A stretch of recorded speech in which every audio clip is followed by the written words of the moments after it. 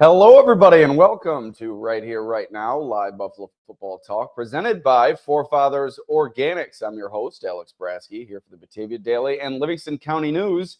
Each week, we'll discuss Buffalo's favorite football team, along with all the comings and goings from Orchard Park, thanks to our friends at Forefathers Organics in Dansville. Unlock the power of nature with Forefathers Organics, your premium CBD store. We offer the highest quality CBD and hemp products to liberate your mind, body, and soul, helping you live happy and free. Our mission is driven by excellence and transparency, using cutting-edge scientific methods to combat stress and target issues at their source. From potent ingestible CBD to soothing topicals, all our products are USDA certified organic. Discover all natural wellness from farm to table. Visit forefathersorganics.com for more information.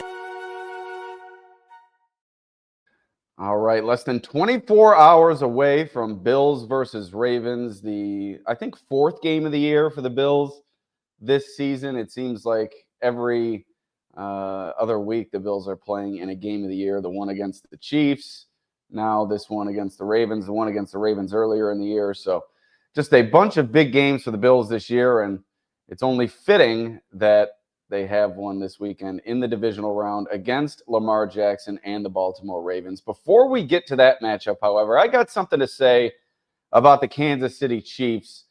And not only the Kansas City Chiefs, but the NFL officials and the way they seem to treat the Kansas City Chiefs. If you watch today's divisional round matchup between the Chiefs and the Texans were not only playing against the Chiefs, but also their own kicker and the officials in the game. And it's bad enough that the Chiefs are as good as they are when you look at it from an opposing point of view. But when the officials are giving them the benefit of every single call throughout the game, really creating calls to make, especially on that unnecessary roughness call where the two Texans players converged on one another and made helmet-to-helmet contact with one another, but it seemed like Patrick Mahomes was absolved of that. But nonetheless, the flag comes out, as it always does, for Mahomes. And after that play, shamelessly, Mahomes flopping on the turf like a fish. And I know Josh Allen is also known to do his fair share of flopping, but it just seems the way that Patrick Mahomes goes about it is just in shameless fashion. Week after week, his team gets the benefit of almost every single call throughout the course of the game. And like I said, some calls that aren't even there are created to benefit the Chiefs.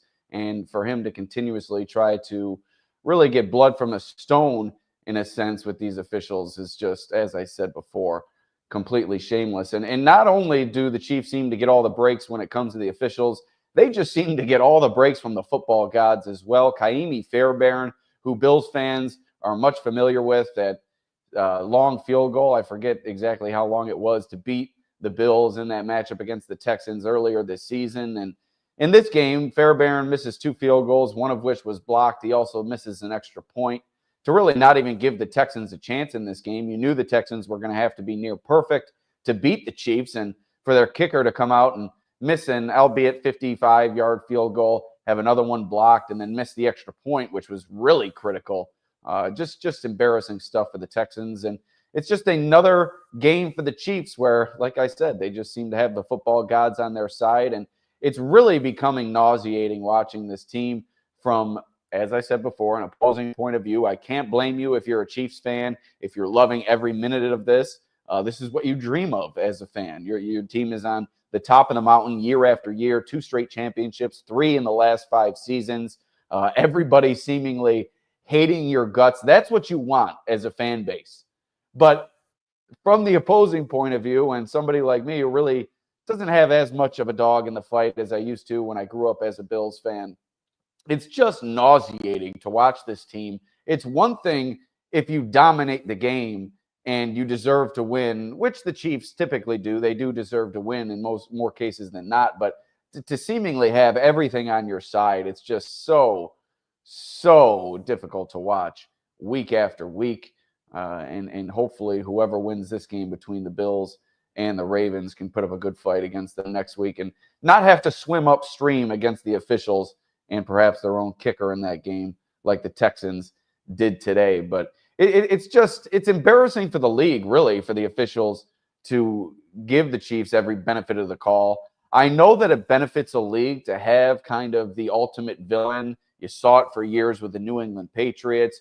You saw it with LeBron James or the Golden State Warriors in the NBA, and that's since gone by the wayside in the NBA, and the ratings have since dipped tremendously. But you got to let these things happen naturally. And it just seems the officials are like going into these games with, I'm not saying there's a conspiracy going on where the NFL is telling these officials to call these calls against the Chiefs' opponents, but it just seems these officials have these preconceived notions built into their heads week after week, and they're just giving Andy Reid and Patrick Mahomes every single call that they could dream of getting. And like I said, some that aren't even there. But hey, I digress. I'm not so sure that Bills fans would want the Ravens to move on and beat the Chiefs. I think Bills fans want that win reserved for the Bills if they are to reach that AFC Championship game against the Chiefs. But boy, it's getting mighty tiresome seeing this team win week after week, year after year, head to the Super Bowl. Something's got to give with this team, and hopefully we see it come to an end very, very soon. And one last thing, if you're not a Chiefs fan and you're rooting for the Chiefs during this run, I just can't wrap my head around that. Have some pride. Don't root for the front runner. Root for the underdog. I think that is a much more satisfying course of action for a fan of an opposing team.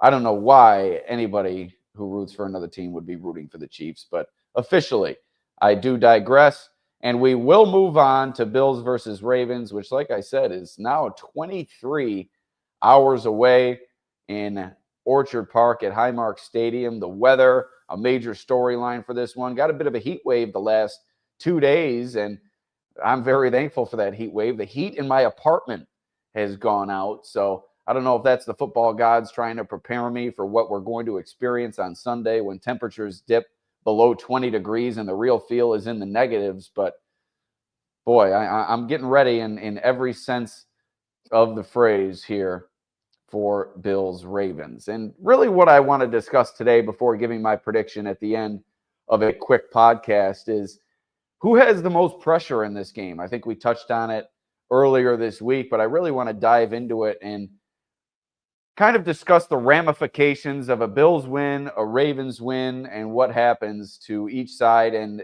really the personalities on each side if either outcome is to take place. Excuse me.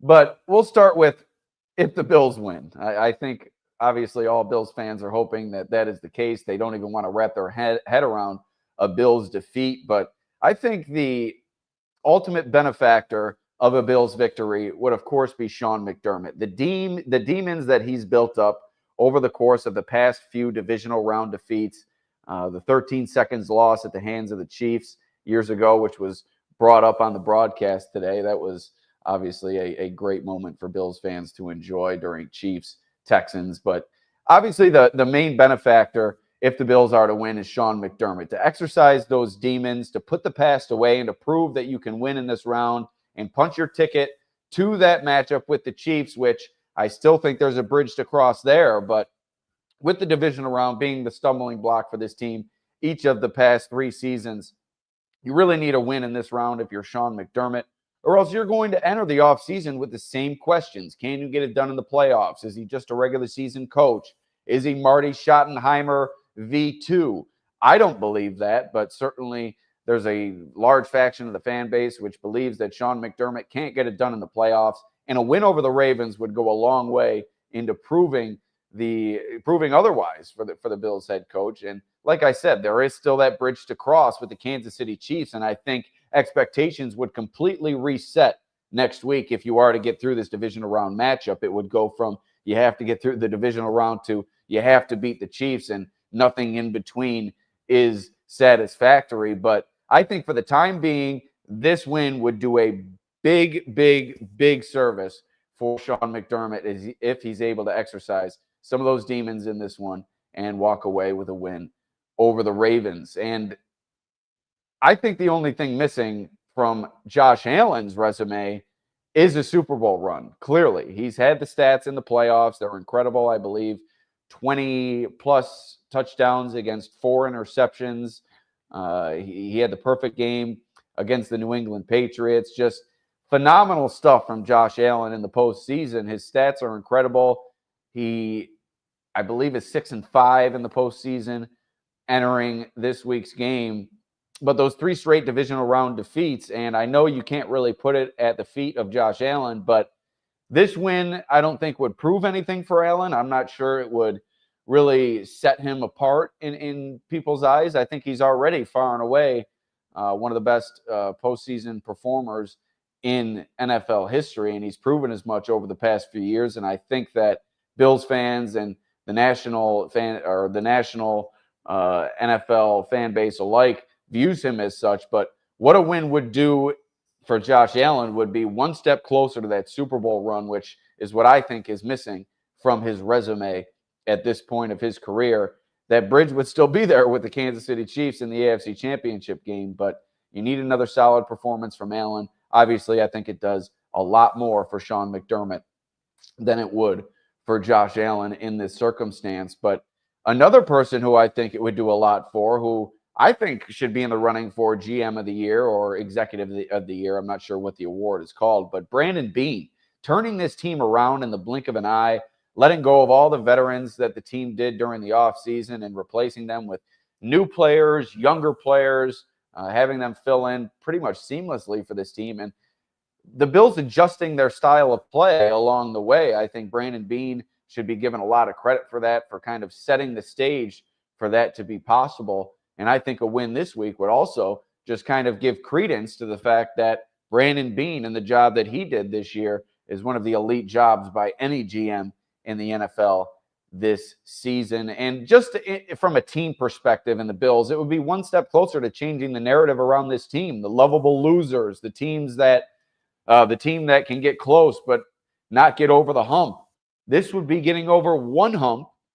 You need to get over that other hump and get to the Super Bowl. But I think if you win this game, and then you still have to beat KC, but if you're able to do that in the AFC Championship game and reach the Super Bowl, that could really shift the narrative surrounding the Bills and go from lovable losers to a true bona fide threat year in and year out for opposing fan bases along across the league. I think it's already developing in that way, but I think you need, like I said with Josh Allen, that run to the Super Bowl to kind of solidify yourself as one of those elite teams in the history of the league. And the Bills could do it with 2 more wins, but it starts this week against the Baltimore Ravens. All right, now we'll talk about what if the Ravens win. And obviously that means what if the Bills lose? And we'll once again start on the side of the Bills.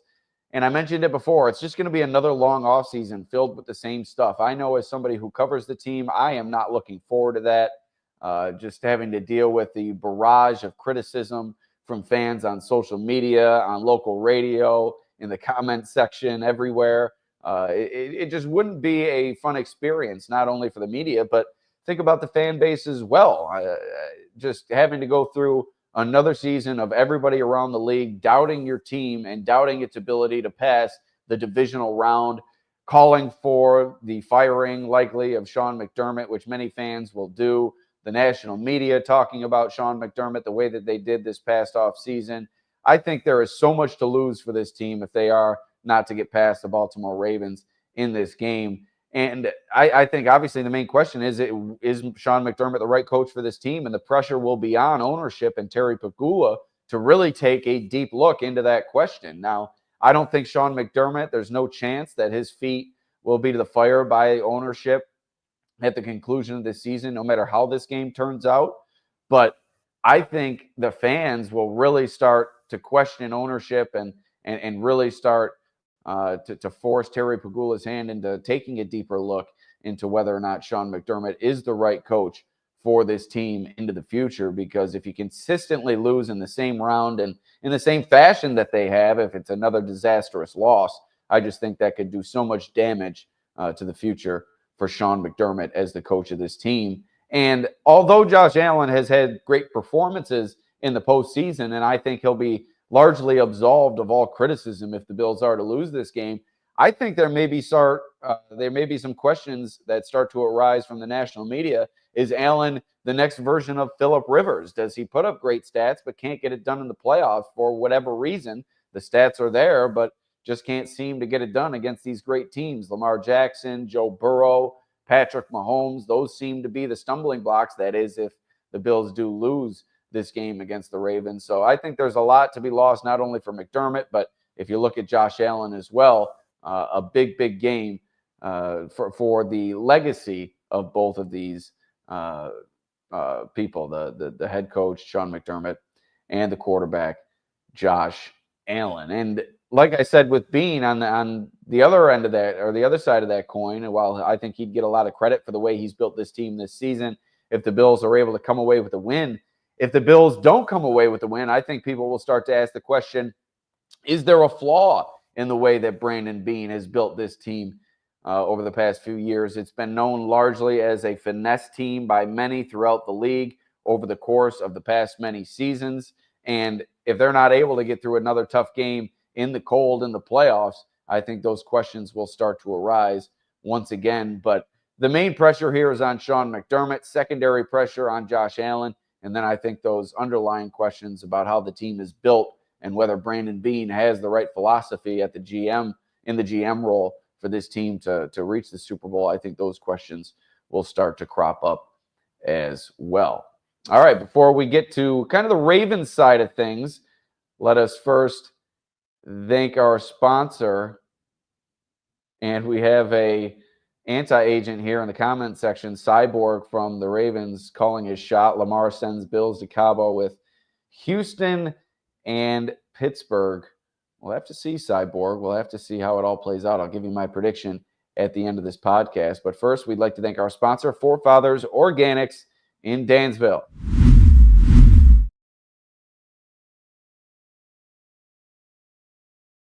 At Forefathers Organics, their mission is to liberate, educate, and innovate with the highest quality CBD and hemp-derived products for your mind, body, and soul so you can live happy and free.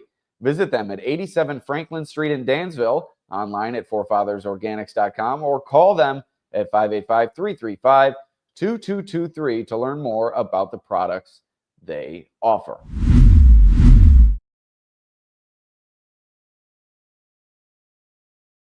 All right, now from the Ravens side of things, how big of a game is this for Baltimore? And obviously, a Ravens win would do wonders for Lamar Jackson in terms of getting past this divisional round and satisfying the fact that many believe that he deserves the MVP. But I'm not so sure how much it would do for him in terms of the overall conversation regarding his playoff performance. I think he still needs to beat the Chiefs. Lamar Jackson has gotten past the divisional round. He got to the AFC Championship last season, got beaten by the Chiefs. So I think this year it's all about a Super Bowl appearance for Lamar Jackson. He's got the hardware in the regular season, the two-time MVP winner, likely to be a three-time MVP winner this season. He needs a Super Bowl appearance and a Super Bowl victory to really put himself into the upper echelon of quarterbacks all time. If you win 3 MVPs and a Super Bowl, you are certainly considered one of the best all time. But if you're missing that Super Bowl, I think that's a big miss on your resume. And Lamar Jackson not only needs this win over the Bills, but I think even more so needs that win next week if he is to get through this week against Buffalo. He needs that win against the Kansas City Chiefs. So although I think it means a lot in terms of the MVP conversation for Lamar, I don't know how much it does for him in terms of the overall conversation regarding his playoff performance throughout his career. And if the Ravens lose, John Harbaugh's seat becomes mighty, mighty hot in Baltimore. You have a 3-time MVP likely, and if Harbaugh isn't able to get his team to the Super Bowl this year, I think he starts getting placed into that conversation that Sean McDermott has with Bills fans the past few years. Is he the right man for the job? I think he's given a little bit more grace considering the fact that he has won a Super Bowl, but boy, that was a long time ago. And in recent times, with a great quarterback at his disposal, hasn't really made the most out of that, not reaching that Super Bowl with Lamar Jackson. So I think a loss for the Ravens. John Harbaugh's feet really get held to the fire by the fans in Baltimore. John Harbaugh really needs a win in this one. And like I said about Lamar, he needs a win in this one, but really the big deal for Lamar is next week. Harbaugh this week as critical as next week for him. If he's outdueled by Sean McDermott in this game, I think big questions start to arise for the Ravens head coach. All right, as I'm running out of air here, fourth or fifth podcast this week, can't really remember. Excuse me.